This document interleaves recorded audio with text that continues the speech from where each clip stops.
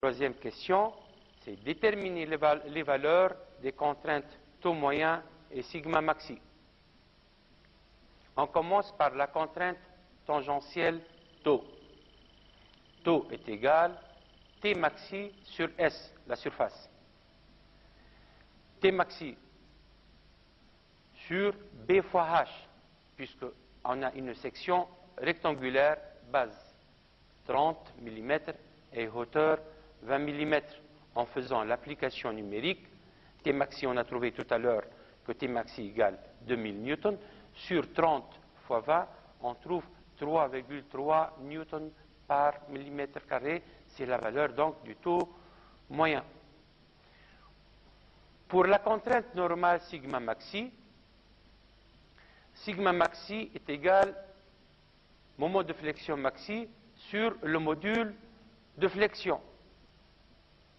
Module de flexion pour une section rectangulaire est égal BH au carré sur 6. En faisant l'application numérique, moment de flexion égale 80 000 mètres-newtons, c'est-à-dire, n'oubliez pas de la mettre en millimètres-newtons, donc on multiplie par 10 puissance 3, fois 6 sur BH carré, c'est-à-dire 30 fois 20 au carré. On trouve comme contrainte maxi égale 40 newtons par millimètre carré. À partir de ces deux valeurs, on peut remarquer que la contrainte tangentielle est trop faible par rapport à la contrainte normale.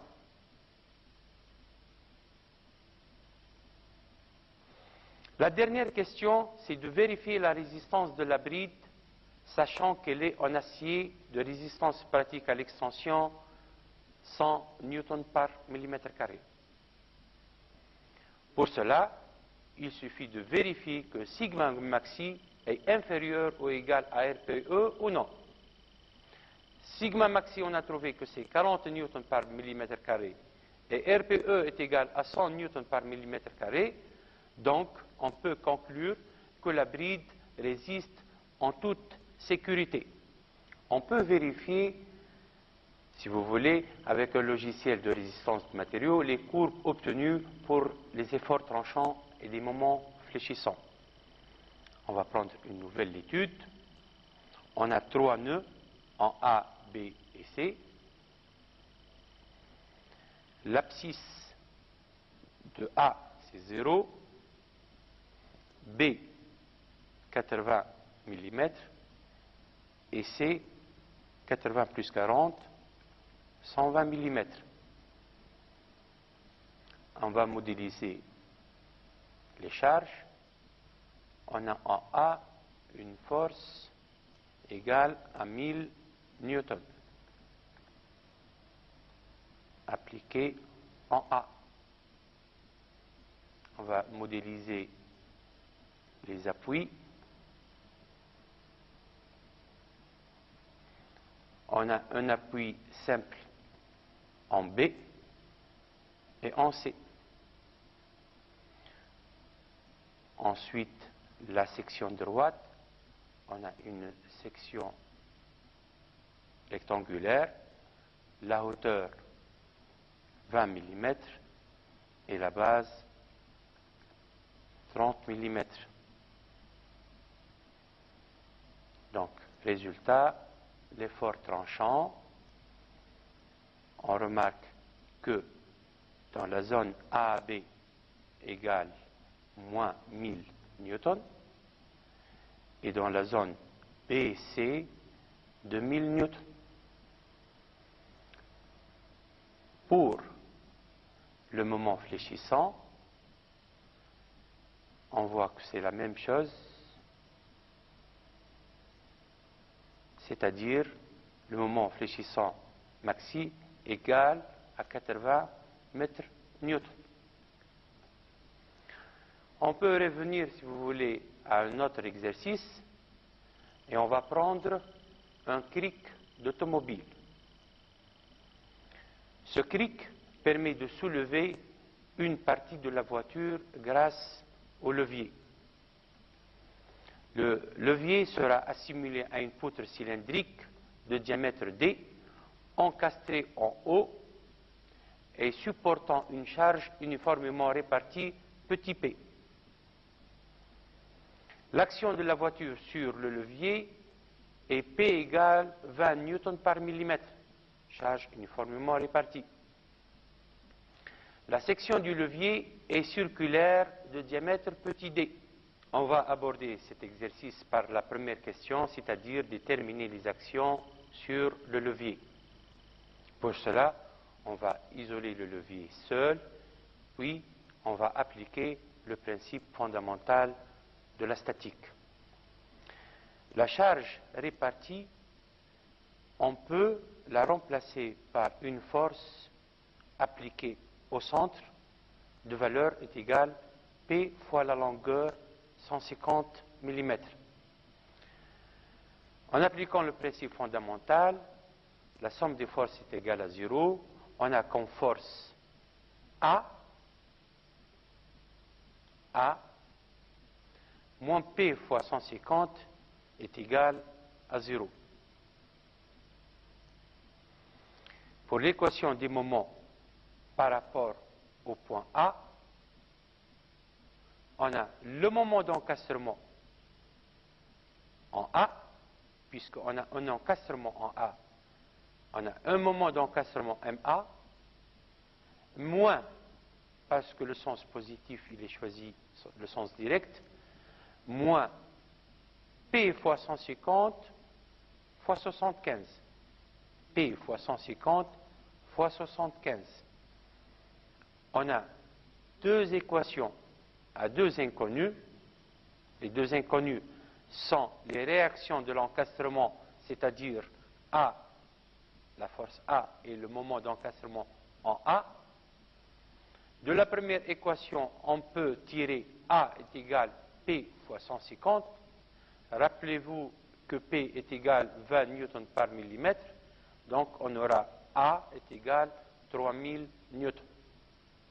De la deuxième équation, c'est-à-dire l'équation des moments, on peut tirer le moment d'encastrement en A est égal P fois 150 fois 75, c'est-à-dire 225 000 mm/Newton ou tout court 225 mètres Newton. Ainsi, on a déterminé les réactions dans l'encastrement, c'est-à-dire la force A et le moment d'encastrement en A. La deuxième question, on nous demande de tracer le diagramme de l'effort tranchant T et du moment fléchissant MF. On va prendre la zone AB, il n'y a qu'une seule zone d'étude, AB pour les X variant entre 0 et 150.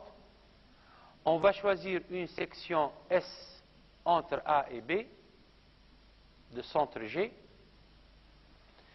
et on va écrire l'équation des efforts tranchants. Les efforts tranchants à gauche de la section sont moins Px, je vous rappelle que P, c'est la charge répartie, fois la distance x, moins, puisqu'elle est dirigée vers le bas, puis on a plus A. En faisant l'application numérique, on trouve que l'effort tranchant est égal à 20x moins 3000. C'est l'équation d'une droite. Et pour tracer cette droite, on aura besoin de deux points. On va prendre le premier point pour x égale à 0, l'effort tranchant égale moins 3000 newtons. Et pour x égale à 150, l'effort tranchant égale à 0. Donc, on trace cette droite. On passe maintenant au moment de flexion. Moment de flexion, on va faire la somme, plutôt moins la somme des moments par rapport au point G des forces situées à gauche de la section. C'est-à-dire, on a Px fois x sur 2.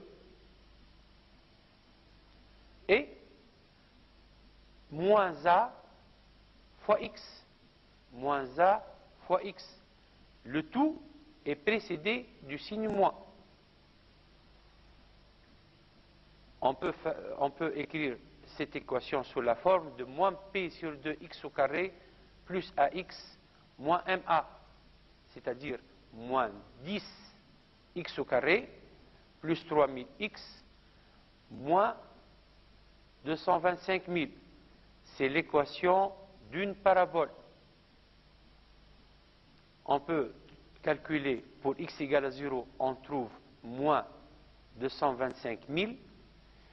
Pour x égale à 150, le moment de flexion est 0.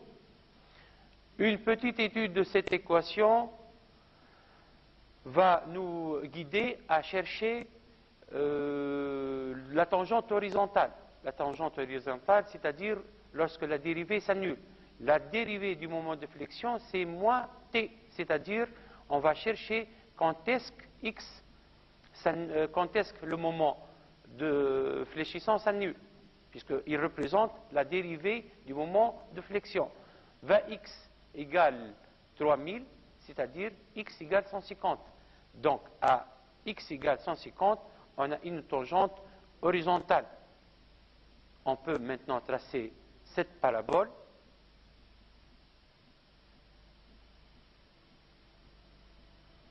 Et ainsi, on a tracé les efforts tranchants et les moments fléchissants pour la zone AB. Si vous voulez, on peut remarquer, après le traçage de ces deux fonctions, que T maxi est égal à 3000 pour l'effort tranchant et moment de flexion maxi en module est égal à 225 mètres newtons. La dernière question, c'est de calculer le diamètre mini du levier, sachant qu'il est en acier de résistance pratique à l'extension égale de 100 newtons par millimètre carré. Pour calculer le diamètre, on va écrire la condition de résistance. Sigma maxi doit être inférieur ou égal à RPE. Sigma maxi est égal moment de flexion maxi sur le module de flexion. Doit être inférieur ou égal à la résistance pratique à l'extension.